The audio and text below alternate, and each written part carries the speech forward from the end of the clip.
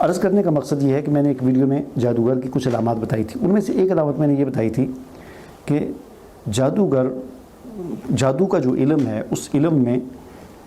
عام طور پر جو کام کیا جاتا ہے وہ والدہ کے نام کے ذریعے کیا جاتا ہے، ٹھیک ہے جی، والدہ کے نام استعمال ہوتا ہے، بال استعمال ہوتے ہیں، انسان کے کپڑے استعمال ہوتے ہیں، تو یہ وہ خاص چیزیں ہیں کہ جن کا آپ خاص طور پر حفاظت کریں۔ اب ہمارا معاشرہ اور لوگ ایسے ٹرین ہو چکے ہیں کہ مجھے کالیں آتی ہیں، السلام علیکم، میرا نام فلاں ہے، میری والدہ کا نام فلاں ہے۔ میں کہتا ہوں کس نے آپ سے پوچھا ہے کہ آپ کی والدہ کا نام کیا؟ میں نے تو پوچھا ہی نہیں آپ کی والدہ کا نام کیا ہے۔ تو لوگ ایسے وہ جو کہتے ہیں نا ٹرین ہو چکے ہیں، پوچھ کے ان کو پتہ ہے، وہ تو خود ہی بتا دیتے ہیں میری والدہ کا نام یہ ہے، حالانکہ میں پوچھتا ہی نہیں ہوں۔ تو یہ والدہ کا نام یہ اصل میں جادوگر جو ہوتے ہیں ان کے عمل کے دوران والدہ کی ضرورت، چونکہ شیطان جو ہے وہ چونکہ وہ اس نسب کو نہیں مانتے،